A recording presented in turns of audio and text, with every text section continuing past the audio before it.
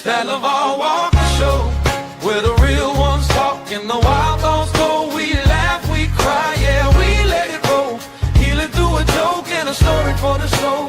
This that LeVar Walker Show, turn it up loud, let the whole block know. From pain to punchlines, watch the wisdom glow. Yeah, this that LeVar Walker Show. Oh yeah, you turn scars into skits, old wounds into bits. Every call in, every friend feels like Sunday once again. From the grind to the glow up, glass half empty, you pour more up. You take the weight we hold below and lift it on the LeVar Walker Show. This that LeVar Walker Show, where the real ones talk and the wild thoughts go. We laugh, we cry, yeah, we let it roll. Healing through a joke and a story for the soul. This that LeVar Walker Show, turn it up loud, let the whole block know. From pain to punchlines, watch the wisdom glow. Yeah, this that LeVar Walker Show. Hey, some days heavy, some days light. You still find a way to make it feel alright. When the world's too loud, when the bill's too high, I press play, hear your voice, and I remember why.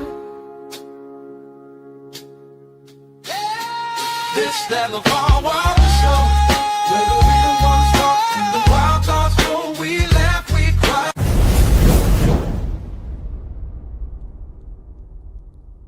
Yo, what's happening? Welcome back to the greatest show on the face of the earth. We are back in the building.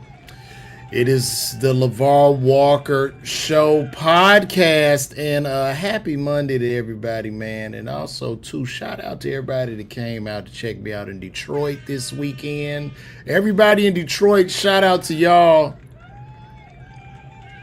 Shout out to y'all for pulling up on me at Jazz and Jokes. I got the headline out there this weekend out in, what was that, like a little bit outside of Detroit, out in Canton, Michigan. It was a packed house. And I really enjoyed the support. Shout out to Noob Daryl English, all the noobs that came out to see me this weekend. We had a great time. We rocked it out, and there's nothing better than performing in front of smart, beautiful people. Smart, beautiful black people at that. So shout out to everybody in Detroit. Detroit is like a second home because I got a Detroit face. I have a Detroit Judge Mathis, Jalen Rose face. So that's why people pull up on me in Detroit. And also, too, this weekend I will be in Albuquerque, New Mexico. As you guys know, I got selected by Martin Lawrence to be a part of the Pass the Mic comedy show, which this is pilot. It's like a, I guess it's a season, so it's gonna be like a pilot. It'll be hosted by Joe Coy. Martin will be there, I guess, to executive produce, as he did select me. And I don't know where this is going. I'm pretty sure this is going to probably either end up on Netflix. It'll end up on a big platform, you know, they shop it or whatever. But it's going down, man. Y'all hit me up. Let me know what jokes y'all want me to do on there. I got 10 minutes. Every comic got 10 minutes. I think they're doing 6 episodes of this show. We're going to tape it in the weekend in New Mexico. And in those 10 minutes, I got to pack everything in, so I'm rapid fire for 10 minutes. Typically in them types of environments on them shows like that, I want to get in there and just kill hard. Just boom, boom, boom, boom, boom. Like, you really don't have time to do a lot of pacing or thought. You don't have time for that. It's real jokes. You know, I don't think I can do any talking to the crowd or to the audience. So y'all hit me up. Let me know what jokes, whoever rock with me, like, you know, been rocking with the YouTube videos, because it's going to be some material from one of those YouTube sets that I'm going to be on. So checking in today, we got Blessed and Highly Favored. What's happening, brother? Percocet 360, I see you in the building. So we in the building. We need to get right down to business here. Over the weekend, or I believe last week, 19-year-old child was shot, and he unfortunately died. 19-year-old football star, 3.1 or 3.8 GPA, showing promising skill and athletic ability, probably could have made it to the NFL. However, this child was gunned down in Los Angeles, California, because he had the wrong hat on. I'm going to say that again. The child was gunned down. This black child was gunned down in Compton, in a black neighborhood, because he had the wrong hat on. Let me say it again. This black child was in an all-black area in Compton, and he was gunned down by not white people, not the KKK, but by somebody that looked like him. Any other race can come into Compton and wear whatever hat they want to wear. A white boy, blonde hair, blue eyes, could have had that same Houston Astros hat on, and they wouldn't have dared. They would not have dared. Look at that white child. An Asian child could have had that hat on. They wouldn't have dared. Look at that child. But my child, when I see something like this and I saw that boy, I'm thinking of my son. I only got one son. Now, my child can't wear a hat in his community amongst his so-called own people. Huh. And what's even more painful about this is that you have actual people on Twitter. It was a big explosion on Twitter with people actually going back and forth defending LA gang culture or defending gang culture. Now, I did a post and I said that it'll be my biggest prayer that there's a law, like something is written into law to where all gang members are classified as domestic terrorists. I'm sorry to say this, but a lot of y'all would probably hate me if I was in a position of power, if I had executive power, because I would have put that in law immediately. And over the past 50 to 75 years of gang culture and gang violence, you would think we would be at a point where these activities are shamed, right? But they're not. It's a thing of, through the music and through the culture, this has been celebrated over the years. People have celebrated it. The game is 50 rapping about being in a gang. I think, I'm seeing like a lot of 50, 60-year-old gangbangers. And it's sad, and it really needs to be shamed. They should be ashamed of themselves. So you have to put things in law to break the spirits of this. Now, a lot of people say, well, why would you want to do that to black people? Because these are the people that hurt me. These are the people that hurt my child. Not a white man. Not a white man. There's no, you're not going to have Ben Crump show up in LA to try to find the killers of this boy. You won't have, what's his name? Al Sharpton show up. So me as a black person, I just got to go bury my child with zero outrage from the community. Nobody cares. And we continuously hide Pookie and Ray Ray because this is what the culture celebrates. And when you chastise it, when I talk about it, I'm going to have some idiot that comes to tell me that I hate black people. that I hate. But I've heard that before. You hate black people. A black man with a black wife with a black child that lives in the blackest city in America, being that the city of South Fulton, Georgia, not Jackson, Mississippi. I don't even, and I guess I'm spoiled because I do live amongst my people. However, as an upstanding citizen, I'm gonna speak to nonsense. I'm gonna speak to bullshit. I'm gonna speak to hypocrisy. And I get it. People don't have a father in the house. Nobody had a father in the house. I get it. You grew up poor. Everybody grew up poor. But that doesn't give you a right to go and harm and shoot and kill your own kind. That doesn't make sense. And you know what else doesn't make sense? When I see these senseless acts of violence with gang members, drill rappers, only harming their own, standing and dying for a block. Standing and dying for a block where they own no property. Only hurting their own kind.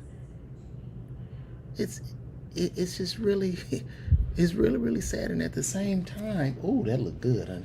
At the same time, you want to harm me. You harm your own people. But when the white man comes to gentrify your black ass out of the community, it's not a shot fired.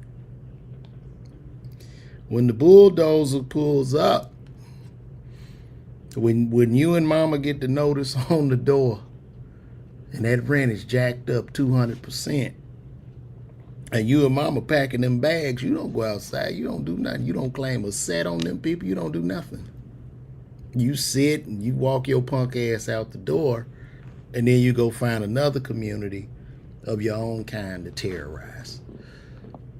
But for whatever reason, I'm supposed to point my finger at every other race. And this is not me denying racism or things that happened in the past. This is only me dealing with the fact that common sense should let us know that we shouldn't be harming each other over a color, over a hat, over a block where you don't own a brick, a window, a store. You don't vote. You don't do anything. You're just out there fighting in the streets, probably looking to get a record deal. And people wonder why I'm so adamant about being an upstanding citizen, calling the police, and prosecuting. This is why.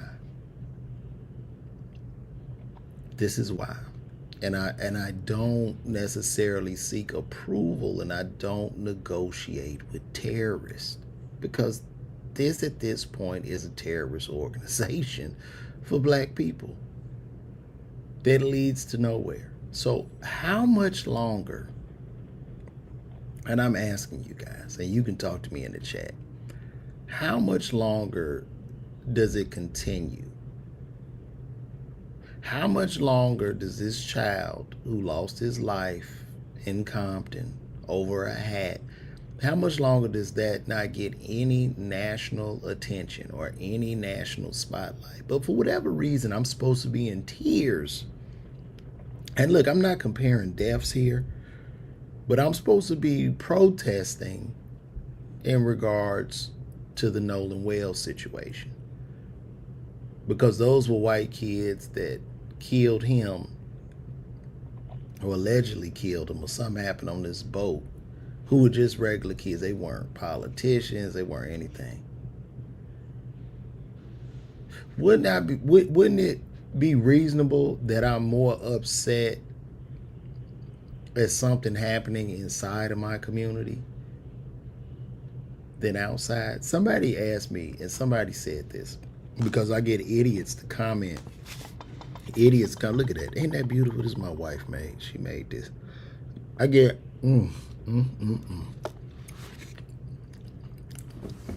I get idiots that comment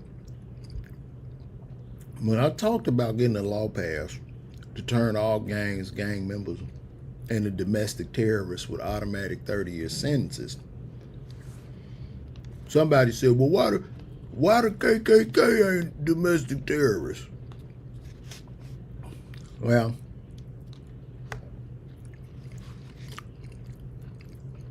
I know this is going to sound crazy when I say this, but the gangs have done more harm to black people in the last 20 years than the KKK. And at least the KKK don't run around taking their own out.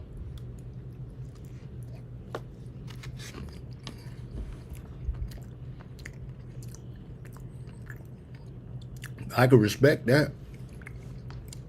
But I can't respect you looking like me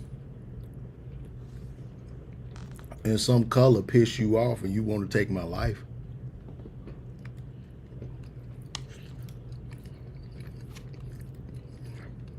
I just can't respect it, bro. So it's just rather unfortunate. This child and parents have lost their baby's life. The baby gone. Zero outrage. And life goes on. And people are saying in the comments, he shouldn't have been over there. He knew better than to go in that area. As if we don't live in America. You should be able to wear whatever team hat you want to wear. And then it goes back to the point that this only applies to black people. It does not apply to the whites. That same hat y'all ain't pulled up to a Houston Astros game when they played the Dodgers and shot up the game. Why not? Why not? Why not? If them white people make a wrong turn and they there for that Dodgers game and they make that wrong turn in Compton and the white boy got the Houston Astros hat on, you gonna look the other way. And they do this because they know the consequences of those actions. And that's why I always say that I'm going to call the cops and prosecute to the fullest extent of the law, because I want you to know the consequences of your actions messing with me. Because I won't be way worse than that white boy. And I want to be worse than him because I view you as treasonous. I view you as working behind enemy lines. What do we do to traitors and treasonous people? That's what we do. So I don't know how much longer this will be celebrated or tolerated, and none of the grifters, they're not even talking about this. I talk about these issues. You know why these issues I talk about? Because I live with all black people. So that's why they affect me the most. They don't affect the dude that live in the all-white neighborhood, but is constantly saying the white man is terrible. These guys live in these people be living in all white areas with a white wife or a white husband, and they talk about how they get it the worst from white people. I don't get it. I don't get it. I live with my people. But I'll be the first one to be called a coon for stating the obvious. I'll be the first one, bro. So it's just sad. It's sad. And I'm gonna tell y'all something else too. And this is to the gang members, man. This is to every gang member, bro. Understand this, right? That law I was talking about putting in place for the automatic 30-year sentences and classifying you guys as domestic terrorists and gangs, it's a reason they don't do that. You know why they don't put that law in place? Because, dear gang member in gangs, You're all being used as pawns by the U.S. government, by the CIA, to oppress and keep black people in line. Which to me is far worse than the KKK, because you look like me. I could see the KKK, I could see the hoods, but when I see you, you're supposed to be my brother. But you robbing me in the name of black excellence. You kicking my back in the name of black excellence. You gangbanging going to seminars. It's sad. And nobody's going to speak on this but me. Which is even worse. Nobody. Roland Martin ain't going to say nothing. D.L. Hughley ain't going to say nothing. He ain't going to say nothing because he was a gang member. He not going to say nothing about this. That's just what it is. We don't speak on that. How dare we talk about us killing us? Because they, like they say, black on black crime isn't real. It doesn't exist. It definitely exists. I just left Detroit. I was in Detroit, and I don't know if y'all saw this on Twitter. A little kid goes in the store. He's walking out of the store. Two black females coming in. He just pulls out a gun and turn their lights out. He blasts both of them and skips down the street. All on camera. Skip down the street like wasn't nothing wrong. Once again, another story. They don't want to talk about it. How dare my black ass say something? See, really, I'm supposed to be up here like, no, the kid did it because of the system and the white man. And he don't have the resources that he needs, so he must go out and kill other black people. That is what he does. That's what you're supposed to do. Because you would think that right after we got freed from slavery, with these types of excuses, right? You would think like right after slavery, we would have been slaughtering one another. Should based on the logic, that logic of the system, the white man, the lack of resources, the miseducation, when they said we are free, by that logic, should we not have been slaughtering each other? How are we even here? Shouldn't we have slaughtered each other and be like, I can't read. I can't read. I can't write. I ain't got a job. I'm in poverty. Let me take out some black people.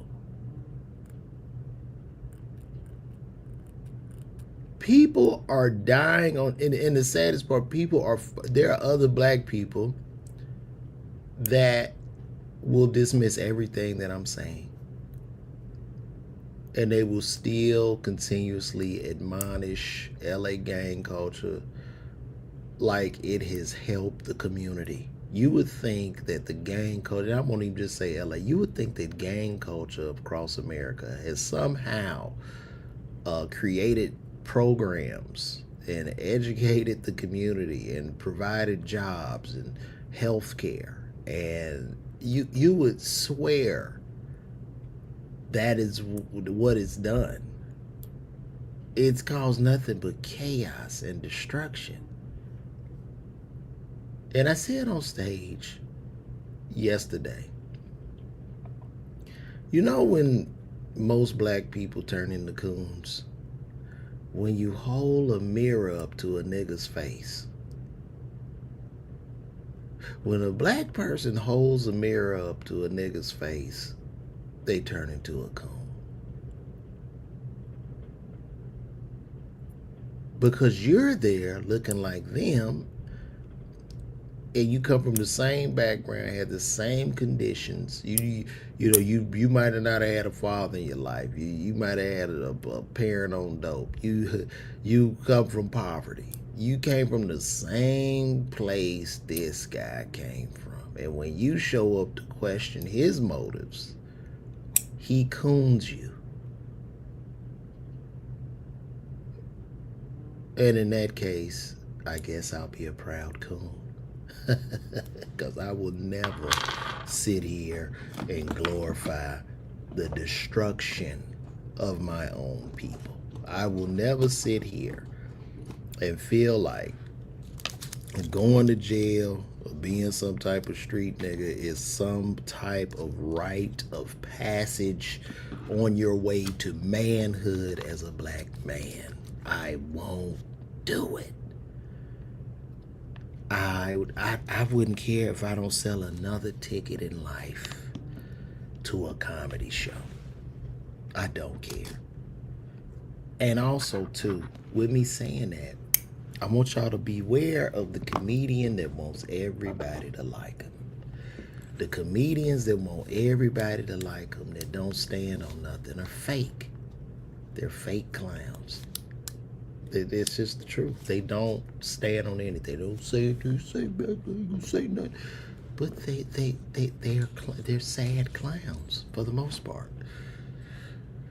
No, they are never. And see, that's the thing, Traley. And then when you say that, they won't run up on the white supremacists. And when you say this, they like, what you think we is? We just street niggas. We ain't civil rights fighters. We just here to kick y'all black ass in the back. That's where we at with it. It's unreal, man. It's unreal. This whole culture has led us astray.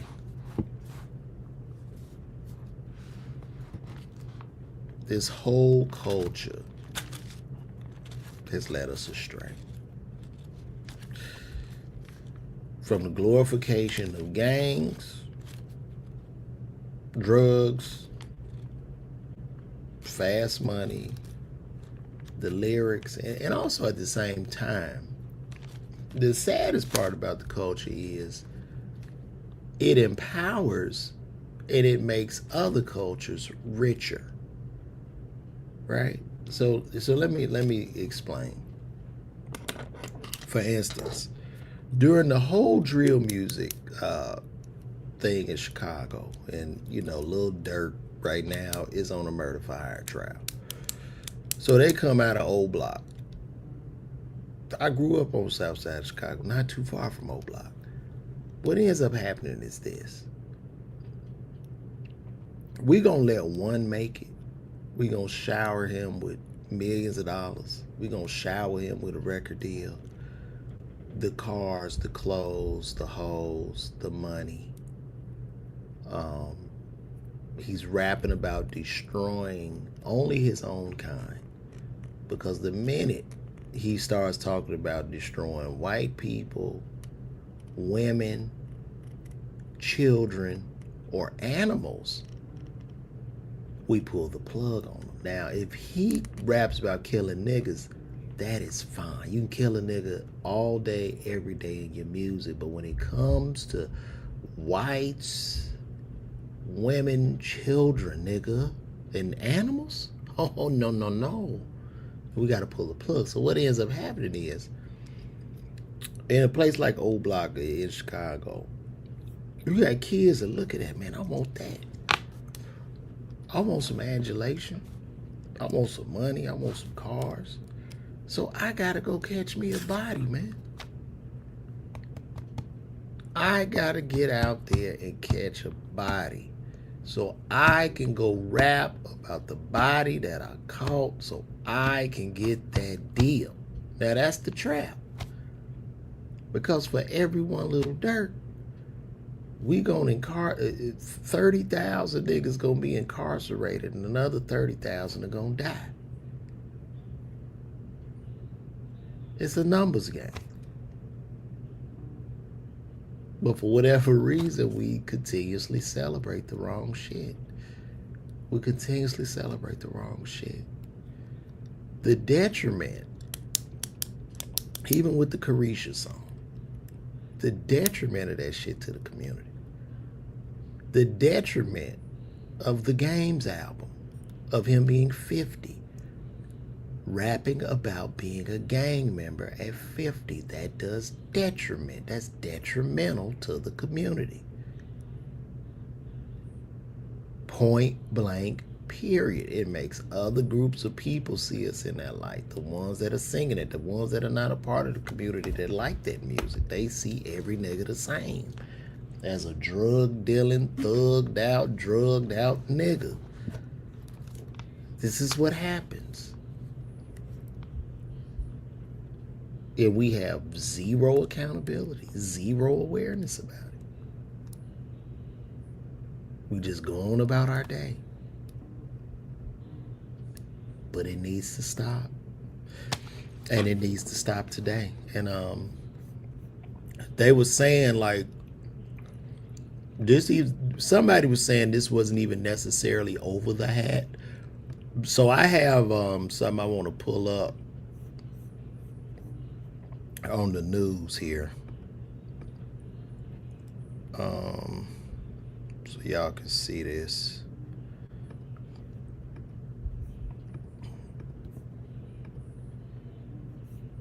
Let me see. Begin at 5 with family and friends remembering the life of a Tufts High School graduate and a football player who was shot and killed in Compton last week. Good evening, everyone. I'm Colleen Williams. I'm Kathy Barra. His family says a 19-year-old was in the wrong place at the wrong time. NBC was Henry Chang live in Tustin, where his family is sharing the story for the first time and only with NBC4. Eddie? Yeah, Colleen and Kathy, as you can imagine, William's loved ones are still so heartbroken and devastated because they tell us 19-year-old William Luther Leopard III was a young man of faith, someone who leaned on that faith in life. Game time. Catella versus Foothill. William Leopard's family sharing these videos and photos of his high school athlete days, first at Catella High School in Anaheim, and then as a star football player at Tustin High School. His stepfather, or bonus dad as he likes to be called, says William was respectful both on and off the field. We all raised 4 boys. I've always been strict on them. Chores, responsibilities, accountability. And William never questioned my authority or any pushback on it. Last Thursday, Curtis says his son went to Compton to hang out with his girlfriend. He never returned home.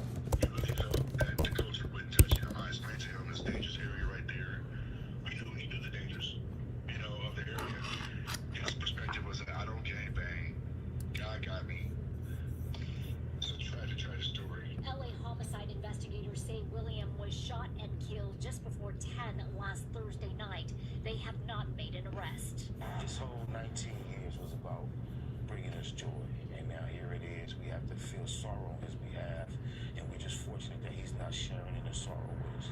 William, yeah, he was destined to be something good. So we're going to miss him. Unfortunately, he's at the wrong place at the wrong time, doing something that any young man his age should be able to do. At 5 at night, go out with his girlfriend. But these people that did this to him are animals, and so I want these people off the street. I wish anybody that has any information that can. Yo, I don't even think I had my. Now I probably sound better now. Can y'all hear me? Do y'all hear me? Man, I gotta write notes. It's great now. All right, let me start this over. Let me see. Tell me if y'all can hear it. Begin at 5 with family and friends remembering the life of a Tustin High School graduate and a football player who was shot and killed in Compton last week. Good evening, everyone. I'm Colleen Williams. I'm Kathy Barra. His family says a 19-year-old was in the wrong place at the wrong time. NBC4's Henry Chang live in Tustin, where his family is sharing a story for the first time and only with NBC4. Hetty? Yeah, Colleen and Kathy, as you can imagine, William's loved ones are still so heartbroken and devastated because they tell us 19-year-old William Luther Leopard III was a young man of faith, someone who leaned on that faith in life. Game Time, Catella versus Foothill. William Leopart's family sharing these videos and photos of his high school athlete days, first at Catella High School in Anaheim, and then as a star football player at Tustin High School. His stepfather, or bonus dad as he likes to be called, says William was respectful both on and off the field. You know, I raised 4 boys. I've always been strict on them. Chores, responsibilities, accountability. And William never questioned my authority or any pushback on it. Last Thursday, Curtis says his son went to Compton to hang out with his girlfriend. He never returned home. He really felt that the culture wouldn't touch him. I explained to him this dangerous area right there. He knew the dangers, you know, of the area. His perspective was that I don't gang bang. God got me. It's a tragic, tragic story. LA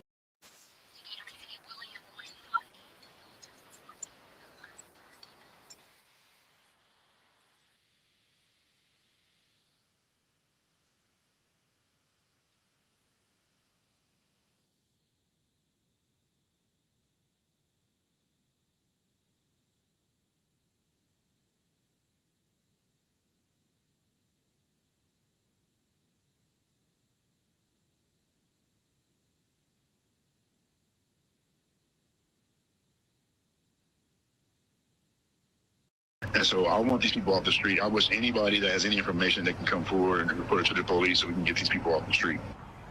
Yeah, William's family says he was getting ready to start college next week at Santa Ana College, and he would have turned 20 years old next month. We're live in Tustin, Hetty Chang, NBC4 News. So here's the thing. Here's a child that wasn't a gangbanger, a good child from a great home. And now this man got to go bury his child for nothing because the child wore a hat. Because the child had his hat on, and I guess whoever in that community thought he was a op.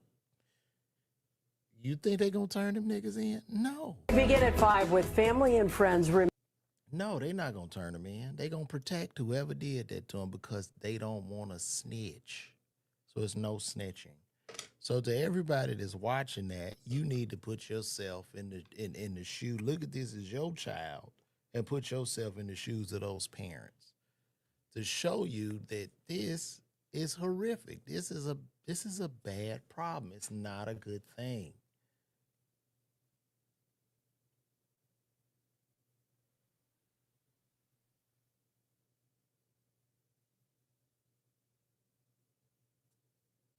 So I'm trying to, let me see. Yeah, man, it's still happening, bro.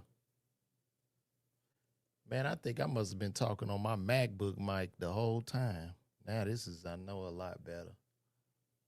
Boy had a 3.4 GPA all over a hat. Look like, you know, I see my son. I see this, I see my son, man.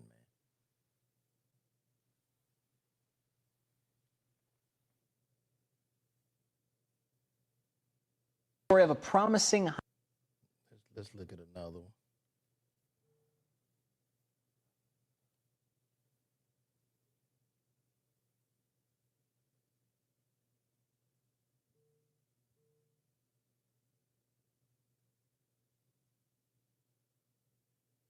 Oh no, that's not. Now I don't hear nothing. Now I don't hear nothing.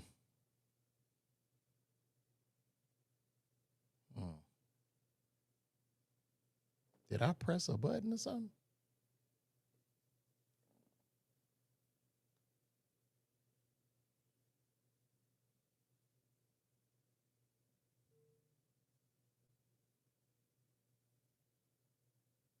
What did I do?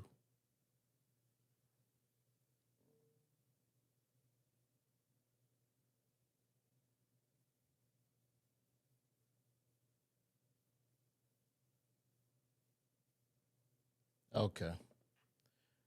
Y'all can't hear me? Can y'all hear me?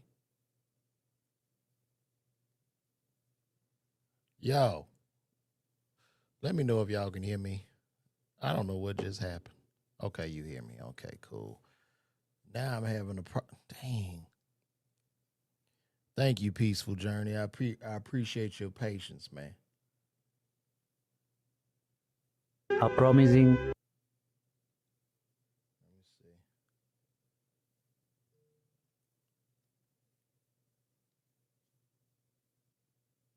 see. Will Leopard shot dead inside a crashed car in Compton, California. A horrific end of his dream to play college football.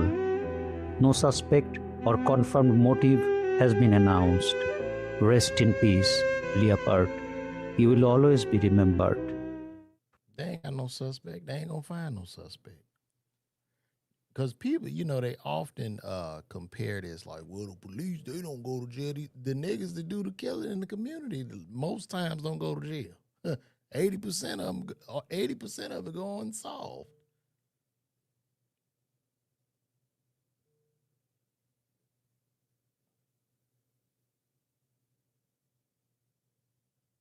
It goes unsolved, bro. All over a hat. And this is the hat. Now, if it's somebody out there from LA, can you explain to me this hat? What is this hat stipulating? Can somebody tell me? What does that hat mean? And it's not even, you think, I don't know LA gang politics, but you think red and blue are the colors. That stands for Hoover Gang. Well, I'm guessing we can start with the Bloods that took him out. I guess it was some Bloods that took him out since this is a Crip hat. But yeah, they won't be found.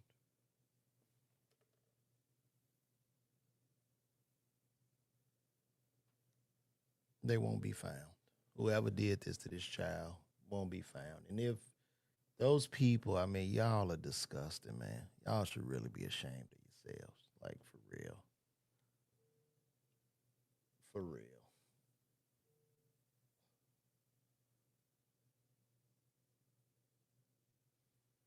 And I did a video about this years ago. I'm about to repost my video.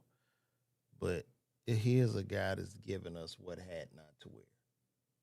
Don't wear none of these A hats in California. I'm telling you right now. This hat could be worn by the A-Line Crips, the Avalon 40 Crips, the 5 Trey and the 116 Avalon Gangster Crips, the 88 Avalon Garden Crips, the ABZ Crips, ATF Compton Crips, Cross Atlantic Pyrus, and all kinds of other shit. Do not wear that A hat at all.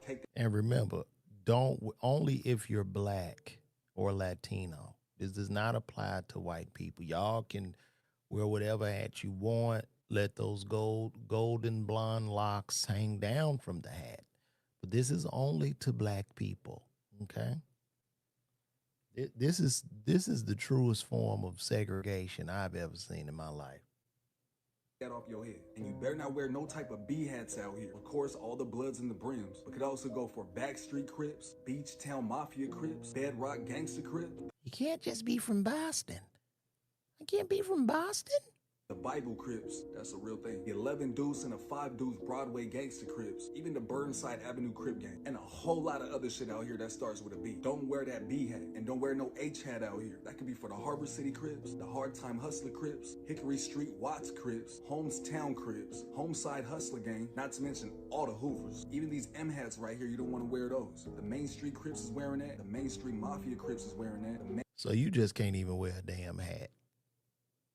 My black ass, I got to go to L.A. bald head. Mansfield Gangster Crips could be wearing that. The Menlo Crips is wearing that. The Marvin Gangsters is wearing that. And the Most Valuable Pimp Gangster Crips is wearing that too. All of these P hats is off limits too. Don't get it twisted. Pimp Town Murder Squad could be wearing that. Besides a Blue Jay hat. I wish I could go undercover. I wish I could be an undercover cop and go down there and put the hat on and look like one of them. When they run up, we just locking their asses up, putting them in dog kennels, just snatching niggas off the street that want to press and want to gangbang. The PJ Watts Crips might wear this. All the Pyrus is wearing this. The Playboy Gangsta Crips is wearing that. The Playboy Hustle. You can't even be from Philly in LA. If you black and you move to LA, you can't even rep your city. The Crips is wearing that too. All of these shits is off limits in California. It's unreal, bro. It's unreal. Oh, let me take this off. Bro, yeah, that's a big problem. I'm talking about all, when I say this, bro, I'm talking about all gangs, Chicago included. But they gentrifying the shit out of Chicago.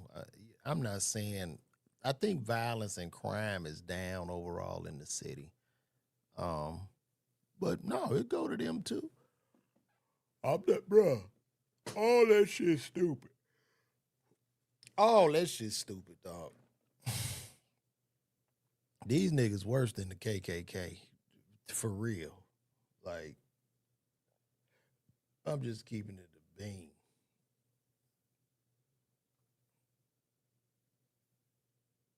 And for people to really be on here fighting over this, man, is really sickening. But anyway, we gonna move along, man. What else is going on? Y'all want to see something real sick? This is a part of California culture. Like, this is pimping. I don't even know. Look at it. Man, we was gorilla pimping, man. You feel me? A bitch would come up missing, you know what I'm saying, for a couple of days, a couple of weeks, whatever you want to call it. And she gonna come back correct. You know what I'm saying? We was dealing with dog kennels, we was dealing with cat food. We had a whole bunch of ways to get a bitch right, you feel me? Like, you can't walk our blades and you a renegade. You have to be paying somebody, bitch. You can't be out here selling pussy and you ain't paying nobody. You know what I'm saying? You can easily come up missing forever. You know what I'm saying? Like, this shit real. So, yeah, like burning bitches with cigarette butts. How was he walking around in the streets? Somebody explain that to me. How is he walking around even doing these interviews? Putting cigarettes out on bitches, all type of shit, man. Pouring bleach on bitches, making bitches. And I mean, he's saying this with such glee. He's saying this as he's honored to torture women. Bathing bleach, bath water, putting bitches in the shower, closing the door on them, turning the hot water in, making them call you daddy while the hot water on. He is so proud of this. Like, he is sitting there bragging about torturing females and gorilla pimping.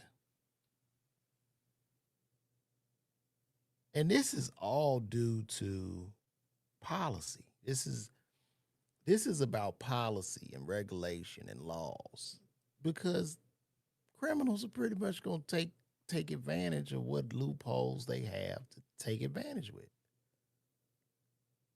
So this is how this goes.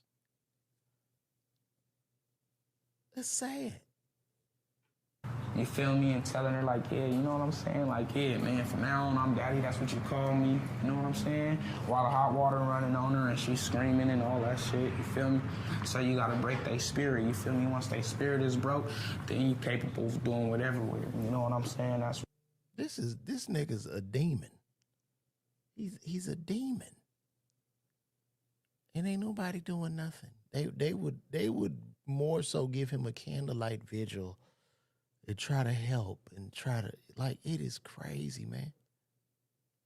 This is part of some of this culture out here, bro. And it's just like, where are we? Where are we? I don't know, y'all. I don't know. Y'all tell me what else is going on, man. What else I need to be talking about today?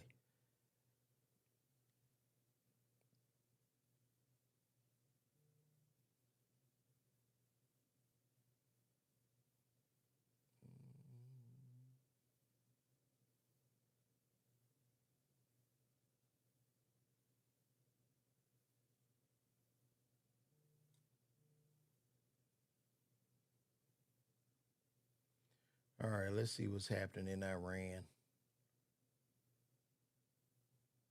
Let's see what's going on.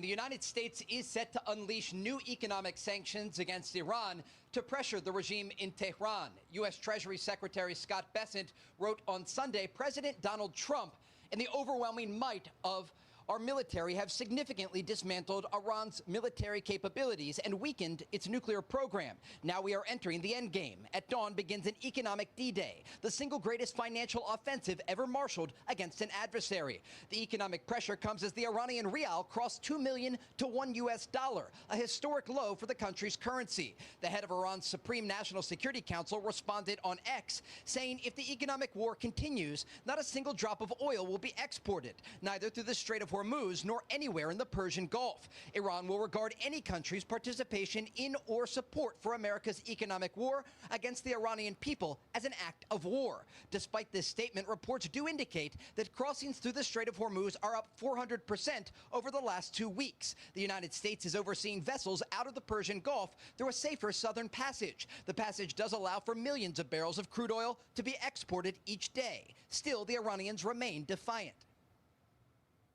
The fact that the United States has once again moved from military threats, saying that it will strike and so on, to reviving its old plans shows that they are truly desperate and have no solution when it comes to the great Iranian nation.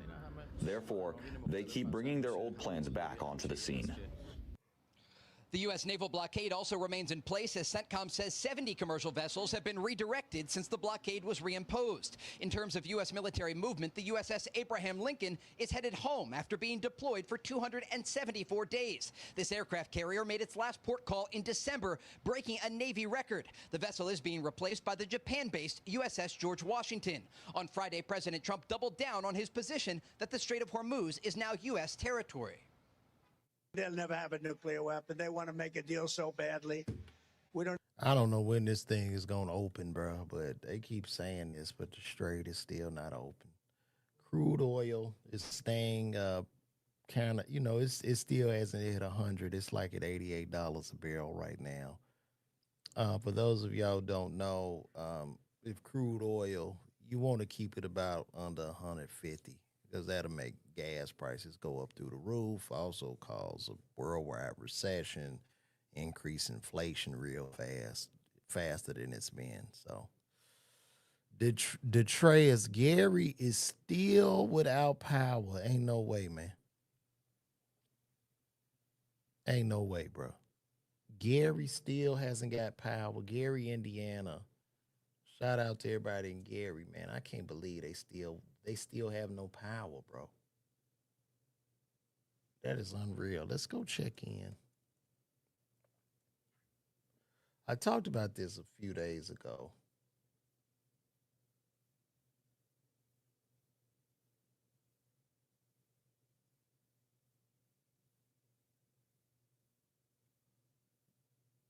Now, this is August 22nd. Still out with frustration. It's been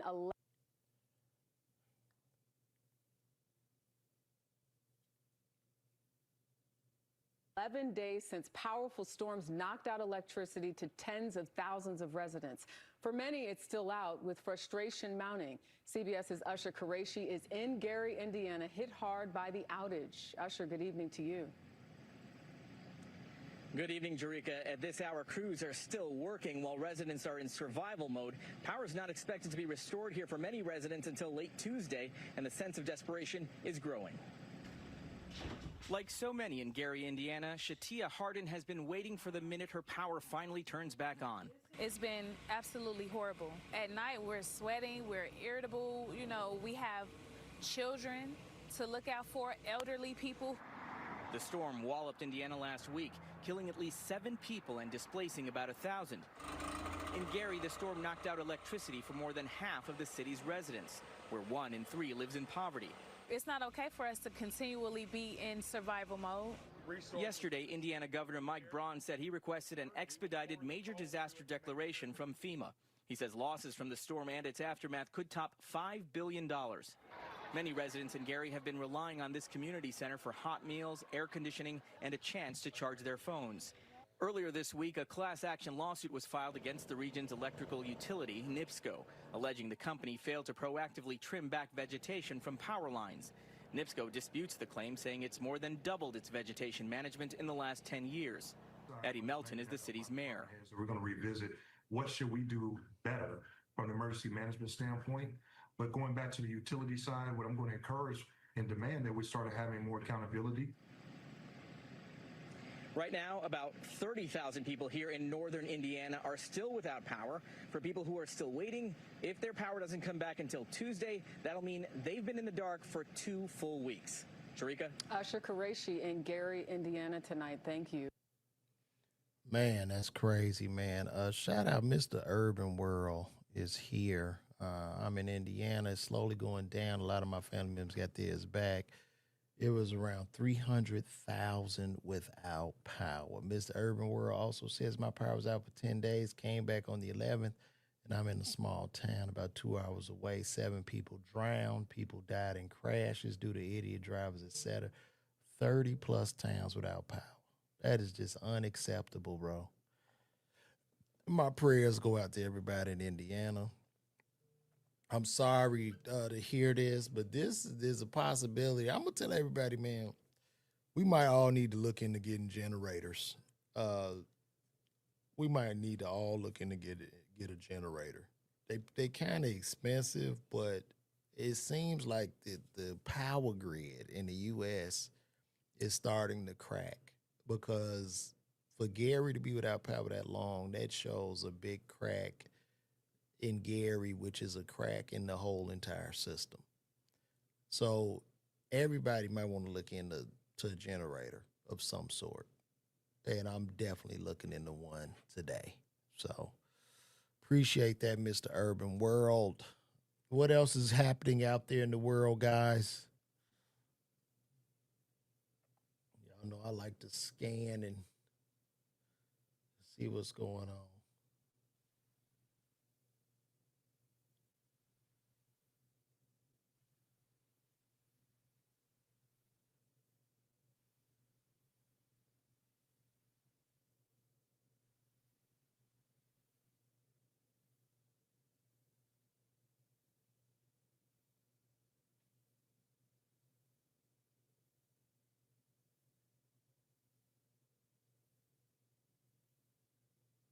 Oh, this is interesting. What?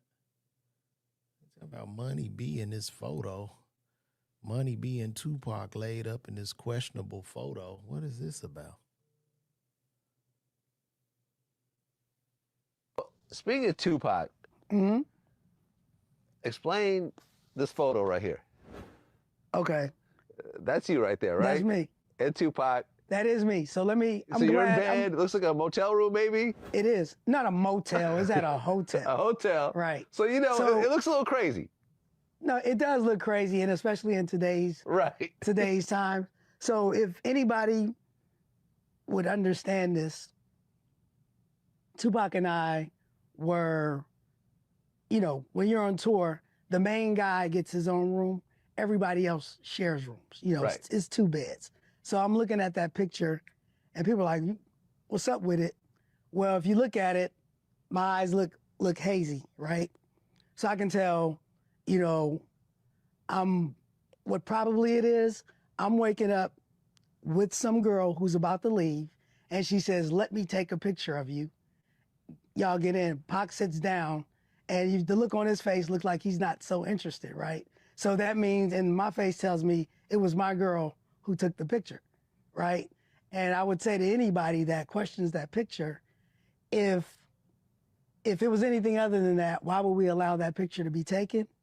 And then I would sure hope somebody who claims to have taken that picture would be like, yeah, it's me. Because it's like, if you know what it was like back then, that's what it was, right? So yes, that is me in that picture. That's Pac. But what it looks like to me is that some girl that I was with wanted a picture and asked Pac to sit down.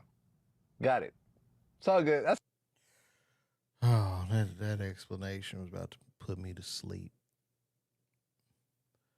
100% picking up a generator. I don't care how much it costs. Silent woman, you say data centers will make it worse. I believe that. And brother, you've had a generator for 25 years. Good, man. This is wild, man. This is so wild, guys.